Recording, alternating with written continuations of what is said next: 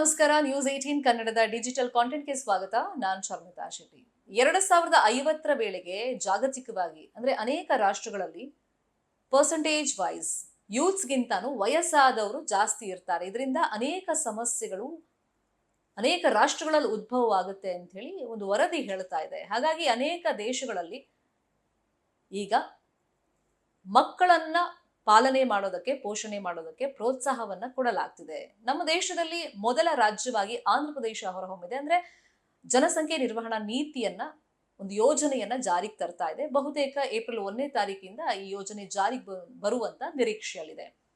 ಈ ನೀತಿ ಏನ್ ಹೇಳುತ್ತೆ, ಯೋಜನೆಯಲ್ಲಿ ಏನೆಲ್ಲ ಪ್ರೋತ್ಸಾಹವನ್ನ ಕೊಡ್ತಾ ಇದ್ದಾರೆ, ಜೊತೆಗೆ ಇದಕ್ಕೆ ಕಾರಣ ಏನು ಅನ್ನೋ ಕುರಿತಂತೆ ನಾನು ಈ ವಿಡಿಯೋದಲ್ಲಿ ನಿಮಗೆ ಡೀಟೇಲ್ ಆಗಿ ಇನ್ಫಾರ್ಮೇಶನ್ ಅನ್ನ ಕೊಡ್ತಾ ಹೋಗ್ತೀನಿ. ಇವಾಗೆಲ್ಲ ಪೇರೆಂಟ್ಸ್ ಹೇಳ್ತಾ ಇರೋದು, ಅಂದ್ರೆ ದಂಪತಿ ಹೇಳ್ತಿರೋದು, ಕೆಲವರು ಮಕ್ಕಳೇ ಬೇಡ ಅಂತ ಹೇಳ್ತಾರೆ. ಇನ್ ಕೆಲವರು ಒಂದು ಮಗು ಸಾಕಪ್ಪ. ಮಕ್ಕಳ ಪಾಲನೆ ಪೋಷಣೆ ಆರ್ಥಿಕ ದೃಷ್ಟಿಯಿಂದ ನೋಡೋದಾದ್ರೆ, ಫಿನಾನ್ಷಿಯಲ್ ಕಂಡೀಷನ್ ನೋಡೋದಾದ್ರೆ ನಮಗೆ ಕಷ್ಟ ಆಗುತ್ತೆ. ಎಸ್ಪೆಷಲಿ ಮಕ್ಕಳಿಗೆ ಶಿಕ್ಷಣ ಕೊಡಿಸೋದೇ ಒಂಥರ ಹೊರೆ ಆಗ್ತಾ ಇದೆ ಇತ್ತೀಚಿನ ದಿನಗಳಲ್ಲಿ. ಹಂಗಾಗಿ ನಮಗೆ ಒಂದ್ ಮಗು ಸಾಕು ಅಂತ ಹೇಳೋರೆ ಜಾಸ್ತಿ ಇದ್ದಾರೆ. ಇನ್ ಕೆಲವರು 2 ಮಕ್ಕಳು ಮಾಡ್ಕೊಂಡಿದ್ದಾರೆ. ಆದ್ರೆ ಆಂಧ್ರ ಪ್ರದೇಶದಲ್ಲಿ 3 ಅಥವಾ ಅದಕ್ಕಿಂತ ಜಾಸ್ತಿ ಮಕ್ಕಳನ್ನ ಮಾಡ್ಕೊಂಡ್ರೆ ಅಂತವರಿಗೆ ಪ್ರೋತ್ಸಾಹ ಧನವನ್ನ ನೀಡಲಾಗುತ್ತೆ. ಆಂಧ್ರ ಸರ್ಕಾರ ದೇಶದ ಮೊದಲ ಜನಸಂಖ್ಯೆ ನಿರ್ವಹಣೆ ನೀತಿಯನ್ನ ಜಾರಿಗೆ ತರ್ತಾ ಇದೆ. 3ನೇ ಮಗುವಿಗೆ ಜನ್ಮ ಕೊಡುವಂತ ದಂಪತಿಗೆ 25,000 ರೂಪಾಯಿ ಪಾವತಿ ಯೋಜನೆ ಇದರಲ್ಲಿ ಒಳಗೊಂಡಿದೆ. ಆಂಧ್ರ ವಿಧಾನಸಭೆಯಲ್ಲಿ ಈ ಕರಡು ನೀತಿಯನ್ನ ಪ್ರಕಟ ಮಾಡಿದ್ದಾರೆ ಅಲ್ಲಿನ ಸಿಎಂ ಚಂದ್ರಬಾಬು ನಾಯ್ಡು ಅವರು.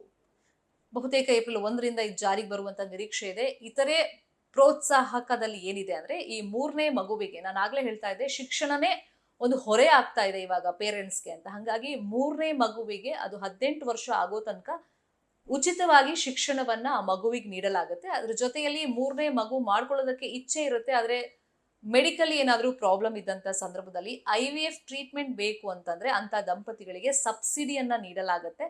ದಂಪತಿಗಳಿಗೆ ವಿಶೇಷ ರಜೆಯನ್ನೂ ನೀಡಲಾಗುತ್ತೆ. ಇನ್ನು ಉದ್ಯೋಗಸ್ಥ ಮಹಿಳೆಯಾಗಿದ್ರೆ ಅವರಿಗೆ ಹಾಸ್ಟೆಲ್ ವ್ಯವಸ್ಥೆ ಸೇರಿದಂತೆ ಮಕ್ಕಳ ಆರೈಕೆ ಕೇಂದ್ರವನ್ನು ಕೂಡ ಓಪನ್ ಮಾಡಲಾಗುತ್ತೆ. ಇನ್ನು 3ನೇ ಮಗು ಅಥವಾ ನಂತರದ ಮಕ್ಕಳಿಗೆ ಮಗುವಿಗೆ ಜನ್ಮ ಕೊಟ್ಟಂತ ಸಂದರ್ಭದಲ್ಲಿ ಆಲ್ರೆಡಿ ಮೆಟರ್ನಿಟಿ ಲೀವ್ ಅಂತ ಇದೆ, 6 ತಿಂಗಳಿದೆ.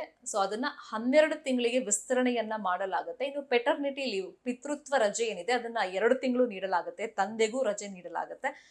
ಇನ್ನು ಇನ್ ಕೇಸ್ ಗವರ್ಮೆಂಟ್ ಎಂಪ್ಲಾಯೀಸ್ ಆಗಿದ್ರೆ ಆ ದಂಪತಿ ಅವರಿಗೆ 15 ದಿವಸ ಯೋಗಕ್ಷೇಮ ರಜೆ ಅಂತ ನೀಡಲಾಗುತ್ತೆ. ಇನ್ನು 50,000 ಅವರಿಗೆ ಆರೋಗ್ಯ ನಿಧಿ ಅಂತ ಹಣವನ್ನ ಮೀಸಲಿಡಲಾಗುತ್ತೆ.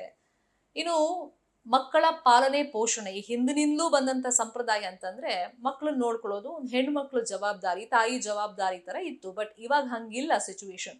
ಹೆಣ್ಮಕ್ಳು ದುಡಿಯೋದ್ರಿಂದ, ತಾಯಂದ್ರು ದುಡಿಯೋದ್ರಿಂದ ಇಲ್ಲಿ ಸಮಾನ ಜವಾಬ್ದಾರಿ ಪೋಷಕರದ್ದು ಇದೆ ಅಂತ ನೀತಿ ಹೇಳ್ತಾ ಇದೆ. ಪ್ರಮುಖವಾಗಿ ಈ ನೀತಿಗೆ ಕಾರಣ ಏನ್ ಹಾಗಾದ್ರೆ, ಆಂಧ್ರ ಪ್ರದೇಶದಲ್ಲೇ 1993ರಲ್ಲಿ ನಾವು ಈ ಫಲವಂತಿಕೆ ಪ್ರಮಾಣವನ್ನ ನೋಡೋದಾದ್ರೆ ಅದು 3.0 ಅಷ್ಟಿತ್ತು. ಬಟ್ ಕಾಲಕ್ರಮೇಣ ಅಂದ್ರೆ ನಮ್ಮ ಲೈಫ್ ಸ್ಟೈಲ್ ಇರ್ಬೋದು, ಅಥವಾ ನಾವು ತಗೊಳ್ಳುವಂತ ಆಹಾರ ಪದ್ಧತಿ ಇರ್ಬೋದು, ಅಥವಾ ಒಂದು ಪ್ರೆಷರ್ ಅಲ್ಲಿ ಕೆಲಸ ಮಾಡೋದು, ಸ್ಟ್ರೆಸ್ ಅಲ್ಲಿ ಕೆಲಸ ಮಾಡೋದಿರ್ಬೋದು, ನಾವು ಉಸಿರಾಡುವಂತ ಗಾಳಿ ಕೂಡ ಇವಾಗ ಪ್ಯೂರ್ ಆಗಿಲ್ಲ, ಅಥವಾ ನಾವು ಕುಡಿಯುವಂತ ನೀರು ಕೂಡ ಪ್ಯೂರ್ ಆಗಿಲ್ಲ. ಹಾಗಾಗಿ ಅನೇಕ ಹೆಲ್ತ್ ಸಮಸ್ಯೆಗಳು ಇವಾಗ ಉದ್ಭವವಾಗಿದೆ. ತುಂಬಾ ಜನಕ್ಕೆ ಮಕ್ಕಳು ಬೇಕು ಅಂತ ಬಯಸಿದ್ರೂ ಕೂಡ ಮಕ್ಕಳು ಆಗ್ತಾ ಇಲ್ಲ ಅಂತ ಒಂದು ಸಿಚುವೇಶನ್ ಅಲ್ಲಿ ನಾವಿರೋದ್ರಿಂದ ಈಗ ಅದರ ಪ್ರಮಾಣ 1.4 ಇಳಿಕೆ ಆಗಿದೆ. ಸೊ ಇದು ಮುಂಬರುವಂತ ದಿನಗಳಲ್ಲಿ ದೇಶದ ಆರ್ಥಿಕ ಬೆಳವಣಿಗೆಗೆ ದೊಡ್ಡ ಮಟ್ಟದಲ್ಲಿ ಹೊಡೆತ ಕೊಡುತ್ತೆ. ಆಲ್ರೆಡಿ ನಾವು ನೋಡ್ತಾ ಇದೀವಿ, ಜಪಾನ್, ಸೌತ್ ಕೊರಿಯಾ, ಇಟಲಿಯಲ್ಲೆಲ್ಲ ಇವಾಗಿನ ಪ್ರೆಸೆಂಟ್ ಪರ್ಸೆಂಟೇಜ್ ನಾವು ನೋಡೋದಾದ್ರೆ ಯುವಕರಿಗಿಂತಲೂ ಅಂದ್ರೆ ಯೂತ್ಸ್ಗಿಂತಲೂ ವಯಸ್ಸಾದವರ ಒಂದು ಪರ್ಸೆಂಟೇಜ್ ಜಾಸ್ತಿ ಇದೆ. ಆಲ್ರೆಡಿ ಅನೇಕ ದೇಶಗಳಲ್ಲಿ ಈ ಸಮಸ್ಯೆ ಉದ್ಭವವಾಗಿದೆ. 2050 ವೇಳೆಗೆ ಭಾರತವೂ ಸೇರಿದಂತೆ ಅನೇಕ ರಾಷ್ಟ್ರಗಳಲ್ಲಿ ಈ ಸಮಸ್ಯೆ ದೊಡ್ಡ ಮಟ್ಟದಲ್ಲಿ ಉಲ್ಬಣ ಆಗುತ್ತೆ ಅಂತ ಹೇಳಿ ವರದಿಗಳು ಹೇಳ್ತಿರೋದ್ರಿಂದ ಈಗ ಮಕ್ಕಳನ್ನ ಮಾಡ್ಕೊಳ್ಳೋದಕ್ಕೆ ಅನೇಕ ಸರ್ಕಾರಗಳು ಪ್ರೋತ್ಸಾಹವನ್ನ ಮಾಡ್ತಾ ಇವೆ. 2047 ವೇಳೆಗೆ ಆಂಧ್ರ ಪ್ರದೇಶದಲ್ಲೇ ಸುಮಾರು 23% ಜನ ವೃದ್ಧರಾಗಬಹುದು ಯೂತ್ಸ್ ಕಂಪೇರ್ ಮಾಡಿದ್ರೆ ಅಂತ ಅಲ್ಲಿ ವರದಿ ಹೇಳ್ತಿರೋದ್ರಿಂದ ಅಲ್ಲಿನ ಸರ್ಕಾರ ಮೊದಲ ಹೆಜ್ಜೆಯನ್ನ ಇಟ್ಟಿದೆ. ಪೋಷಣಾ ಶಿಕ್ಷಾ ಸುರಕ್ಷಾ ಪ್ಯಾಕೇಜ್ ಅಂತ ಹೇಳಿ 25,000 ರೂಪಾಯಿ, ಇನ್ನು 3ನೇ ಮಗುವಿಗೆ ಪ್ರತಿ ತಿಂಗಳು 1,000 ರೂಪಾಯಿ ಅಂತ ಯೋಜನೆಯಲ್ಲಿ ನೀಡಲಾಗುತ್ತೆ. ಇನ್ನು ಆಲ್ರೆಡಿ ಜನಸಂಖ್ಯೆ ಬೆಳವಣಿಗೆಗೆ ಪ್ರೋತ್ಸಾಹ ಕೊಡಬೇಕು ಅಂತ ಹೇಳಿ ಅಲ್ಲಿನ ಸರ್ಕಾರ ತಲ್ಲಿಕಿ ವಂದನಂ ಅಂತ ಹೇಳಿ ಮಕ್ಕಳ ತಾಯಂದ್ರಿಗೆ 5,000 ರೂಪಾಯಿ ಹಣಕಾಸು ನೆರವನ್ನ ಕೊಡ್ತಾ ಇದೆ. ಸೊ ಈ ಯೋಜನೆ ಬಗ್ಗೆ ನಿಮ್ಗೆ ಏನ್ ಅನಿಸ್ತು ಅಂತ ಹೇಳಿ ಕಮೆಂಟ್ ಮುಖೇನ ತಿಳಿಸಿ. ನ್ಯೂಸ್ 18 ಕನ್ನಡ ನಾವೆಲ್ಲ ಡಿಜಿಟಲ್ ಮೀಡಿಯಾ ಪ್ಲಾಟ್ಫಾರ್ಮ್ ನಲ್ಲೂ ಲಭ್ಯವಿದ್ದೀವಿ. ನಮ್ಮನ್ನ ಫಾಲೋ ಮಾಡಿ, ಸಬ್ಸ್ಕ್ರೈಬ್ ಮಾಡಿ. Thank you so much. ನಿರ್ಭೀತ, ನಿಷ್ಪಕ್ಷಪಾತ, ವಿಶ್ವಾಸಾರ್ಹ ಸುದ್ದಿಗಳಿಗೆ ಮತ್ತೊಂದು ಹೆಸರಾಗಿರುವಂತ ನ್ಯೂಸ್ 18 ಕನ್ನಡ ಈಗ ಆಪ್ನಲ್ಲೂ ಲಭ್ಯವಿದೆ. ದಯವಿಟ್ಟು ಇಲ್ಲಿರುವಂತ QR ಕೋಡ್ ಸ್ಕ್ಯಾನ್ ಮಾಡಿಕೊಂಡು ಆಪ್ ಡೌನ್ಲೋಡ್ ಮಾಡೋದಕ್ಕೆ ಮರಿಬೇಡಿ. ನಿಮ್ಮ ಬೆಂಬಲ ಹೀಗೆ ಸದಾ ನಮ್ಮೊಂದಿಗಿರಲಿ. ಧನ್ಯವಾದ.